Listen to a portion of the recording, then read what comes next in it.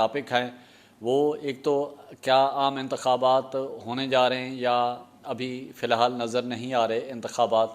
اس حوالے سے، اور حکومت کیا سوچ رہی ہے کہ حکومت مزید جو نگران سیٹ اپ ہے اس حوالے سے حکومت کی کیا حکمت عملی ہے۔ تو سب سے پہلے جو انتخابات ہیں، جس طرح آپ کو معلوم ہے الیکشن کمیشن میں مسلسل اجلاس بھی ہو رہے ہیں، اور الیکشن کمیشن میں جو گزشتہ دنوں میں جو بریفنگ ہوئی ہے آئی جی کے پی کے، آئی جی پنجاب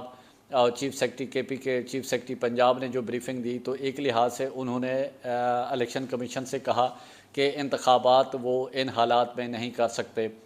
دہشت گردی کا سامنا ہے، دہشت گردی کی صورتحال ہے، اور ان کو جو اہلکاروں کی کمی کا سامنا ہے، اور اس وقت کے پی کے اگر دیکھا جائے تو وہ دہشت گردی کی لپیٹ میں ہیں اور پورا ملک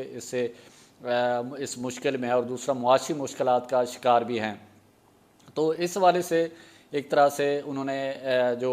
آئی جی کے پی کے، چیف سیکرٹری کے پی کے اور پنجاب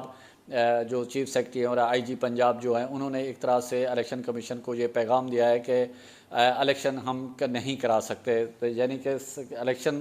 اور دوسرا دیکھنا یہ ہے کہ ضمنی انتخابات بھی، لیکن جو سیاسی ماہرین ہیں جو سیاست پر گہری نظر رکھتے ہیں، ان کے مطابق عام انتخابات یعنی کہ کے پی کے اسمبلی، پنجاب اسمبلی کے جو عام انتخابات ہیں وہ قومی اسمبلی کے انتخابات کے ساتھ ہی ہوں گے، یعنی کہ عام انتخابات پورے ملک میں قومی اسمبلی کے، چاروں صوبائی اسمبلی کے انتخابات اکٹھے ہوں گے، اور اس حوالے سے یہ جو سلسلہ ہے وہ فوری طور پر الیکشن نظر نہیں آ رہے، نہ ہی اس حوالے سے الیکشن کمیشن اس تیاری میں ہے۔ تو ہمارے ذرائع کا یہ بھی دعویٰ ہے کہ الیکشن کمیشن سال پہلے تیاری شروع کر دیتا ہے، اور الیکشن کمیشن کی ابھی اس حوالے سے کوئی بھی تیاری نہیں ہے۔ تو اس حوالے سے یہ ساری چیزیں ہیں۔ تو حکومت ایک طرح سے حکومت بھی چاہ رہی ہے کہ حکومت کے لوگوں سے بھی بات ہوئی ہے، وہ بھی یہی کہہ رہے ہیں کہ الیکشن ایک ساتھ ہوں گے اور فوری طور پر الیکشن نہیں ہوں گے۔ اور گزشتہ دنوں ایک سیاسی شاہد خاقان عباسی صاحب اور ایک مسلم لیگ نون کی اہم رہنما خاتون، ان کی ملاقات بھی ہوئی، اور جس میں انہوں نے کہا ہے کہ پارٹی کیا کر رہی ہے اور آپ کیا کر رہے ہیں۔ تو انہوں نے کہا کہ آنے والے دنوں میں آپ دیکھیں کہ جو وفاقی حکومت کا یعنی کہ جو نگران سیٹ اپ بنے گا، تو آپ جمہوریت کو بھول جائیں گے، جو ہماری قیادت، سیاسی قیادت جو ہے وہ کرنے جا رہی ہے۔ اب دیکھ رہے ہیں یہ ہے کہ وہ کیا اس حوالے سے میسج دینا چاہ رہے ہیں۔ جو نگران سیٹ اپ کے حوالے سے تمام تر تیاریاں بھی مکمل ہو چکی ہیں، اور عمران خان پارلیمنٹ میں بھی واپس آنا چاہ رہا ہے۔ آج بھی جس طرح پاکستان تحریک انصاف کے جو 43 ارکان اسمبلی پارلیمنٹ میں ہے، اور پھر اسی عجلت میں حکومت نے جو قومی اسمبلی کا اجلاس ہے، جو ہمیشہ یعنی کہ سپورٹ کرتی ہے جماعت اسلامی حکومت کو، تو عبدالاکبر چترالی سے انڈرسٹینڈنگ کر کے اسپیکر قومی اسمبلی نے اجلاس کے کورم کی نشاندہی کرے، اور جس کے بعد پھر غیر معینہ مدت کے لیے اجلاس چلا گیا۔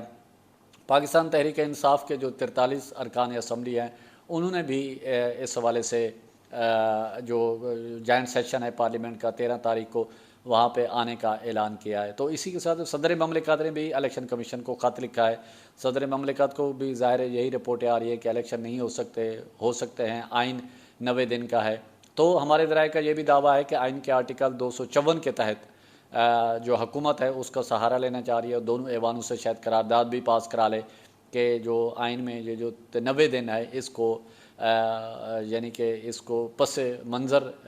دیکھا جائے، حالات اچھے نہیں ہیں، معاشی حالات صحیح نہیں ہے ملک کے۔ اور اسی الیکشن کمیشن نے بھی وزارت خزانہ کو خط لکھا ہے اور 18 ارب روپے مانگے ہیں کہ ضمنی الیکشن کے لیے۔ تو وزارت خزانہ نے بھی معذرت کر لی ہے کہ ساڑھے کول پیسے نہیں ہیں، تسی ساڑھے تو نہیں رہنا۔ اور وزارت داخلہ اور وزارت دفاع نے بھی الیکشن کمیشن کو سیکورٹی دینے سے انکار کر دیا ہے۔ تو ایک طرح سے ادارے نے کیا ہے الیکشن کمیشن، اور الیکشن کمیشن خود بھی چاہتا ہے کہ شاید الیکشن نہ ہوں، اور یہی وجہ ہے کہ عام انتخابات جو ہے وہ فوری طور پر ہوتے ہوئے نظر نہیں آتے، اور نہ ہی کے پی کے میں، نہ ہی پنجاب میں۔ اگر ہوئے جب ہوں گے تو پھر وفاق کے ساتھ اکٹھے ہوں گے۔ اب دیکھ رہے ہیں یہ ہے کہ ایک سال کی ایکسٹینشن حکومت